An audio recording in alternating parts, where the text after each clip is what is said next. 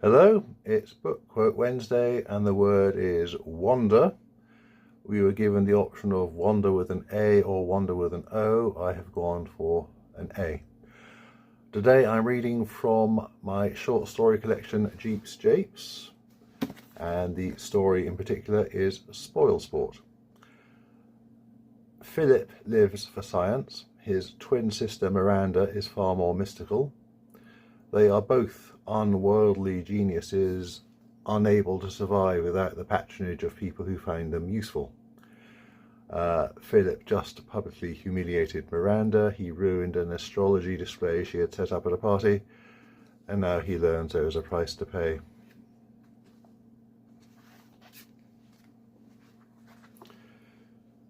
Philip de Vere was out in the garden. Like his twin sister, he had his own carefully sculpted, tastefully landscaped grounds, though smaller. They were well lit and needed to be, because no light could make it through the 2 miles of sea above his force bubble. "I value my solitude," was his usual predictable response to anyone who queried his strange choice of habitat. It was late, but he had decided against going to bed. He knew full well that he would only be dragged out again shortly after midnight, Brazil time. And he could never sleep anyway when the philosophical computer was in full flow. It was currently debating his latest thoughts on the notion of universal properties of matter. 50-odd humaniform androids, toga-clad like their master, sat around the garden in little groups under trees and by bushes, each group discussing an aspect of a development of the topic at hand. Every now and then a member of one group would get up and wander over to another to give them the results of their latest deliberations. These results would then be debated by the next group and passed on in turn. Ultimately, one of them would approach Philip and tell him what the philosophical computer thought. It was his pet idea, a favourite toy. A meeting of trained, organic minds that could discuss any subject under the sun in a precise, disciplined manner, using a purely logical language of his own devising, without a single, "you know," or "I'm only saying." Beautiful. He stood by a group clustered around a fish pond. Then they ignored him until he spoke. "Use Abelard," he said, and at once the android nearest him cast the medieval thinker's ideas on the subject into the pool of speculation. A quiet voice spoke out of the air an inch away from Philip's ear. "A call for you in the viewing chamber, sir." His face split into a grin. "I wonder who it could be," he asked. To his surprise, it wasn't who he expected. It should have been Miranda. The laser field should have had a full-size image of his twin sister, reproducing her fury perfectly, radiating it out at him. She should have been stamping and screaming and stamping her feet. But the figure in the viewing chamber was another woman. She was good-looking and of indeterminate age, though she must have been ancient. She dressed with a casual sense of power. "Madam Administrator," Philip said humbly. "Good day." Madame Zhao looked at the matriarch, and as usual Philip felt all his intellectual arrogance flow out of him. "You really cannot be trusted, can you, Philip?" "Madame Zhao, if you must spoil your sister's hobbies, could you at least have the decency not to do it in front of her friends?"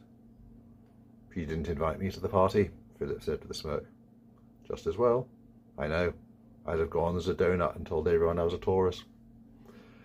"I was there, Philip, in my own guise. My people cancelled your force field lens. The image of Mars was back where it should have been, and everyone knew that another silly prank by Philip de Vere had gone awry. It was you who ended up with egg in your face, Philip." Philip's face hardened and his eyes narrowed, and Zhao smiled. "And that is easily avoided, you know." "Oh, madam," Philip snapped, "you know as well as I do that this astrology lark will go the same way as the last one. Remember the tongue's lexicon?" Miranda had interviewed people suffering from religious ecstasies from all over the solar system. She had invited them to her house, noted down the noises that came from their mouths, and fed them into her computers for analysis. One of Philip's androids had been planted in her study group and had been her favourite subject until she realised it was simply repeating everything she said backwards in Esperanto. The lexicon project had lasted a month. "You do make self-fulfilling prophecies, Philip," Zhao said. "And it's true that even without your encouragement she loses interest quickly. But in the meantime, well, Philip, believe it or not, Miranda is currently ahead of you in our favours. As well as the star charts, a spin-off of her astrology work has been a revolution in our social engineering paradigms, and they are working." Philip gaped, struck dumb. "But while you, Philip, are still struggling with a problem of faster than light travel, no? Maybe being a die-hard empiricist isn't the be-all and end-all. Philip shouted angrily. I'm getting there! I'm talking about the laws of physics, not just people, and they're a damn sight hard as a crack. The probes have all come back safely, haven't they?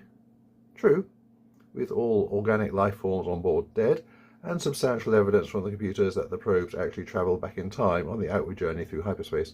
Not very practical, Philip. I try, Philip muttered. And if you want to keep receiving your research subsidies from the corporation, keep trying. Zhao dismissed the business with a flick of the wrist. Now, to business. Your most recent set of equations actually appear to be working quite nicely. Oh, good. The philosophical computer really is a very clever piece of work. Philip actually smiled with a touch of pride. Isn't it? You had promised to let us have one of your androids as a pilot for the next probe. It's all ready, Madam Administrator. You can have it whenever you want. Very good.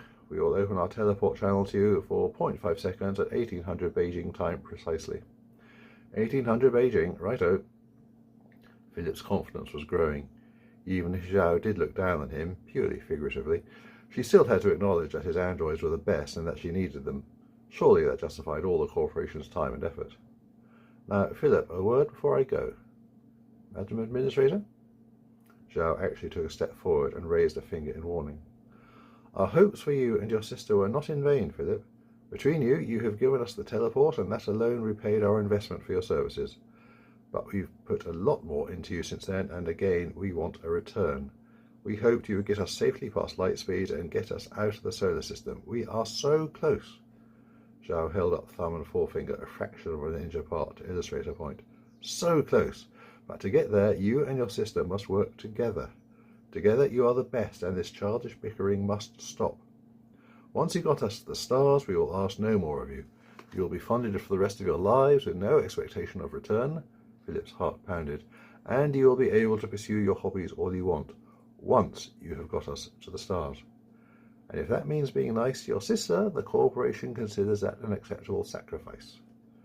Philip nodded quickly. Oh, absolutely, yes, quite agree. Zhao smiled. It may interest you to know, Philip, that you are apparently a typical cancer male. You are ready to disparage anyone and everybody. You crave affection, but you don't dare let anyone else come close enough to give it. So Miranda says.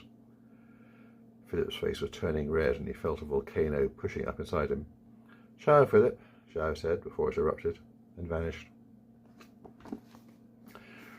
Remember, you can buy my books at www.benjeeves.com. See you next time.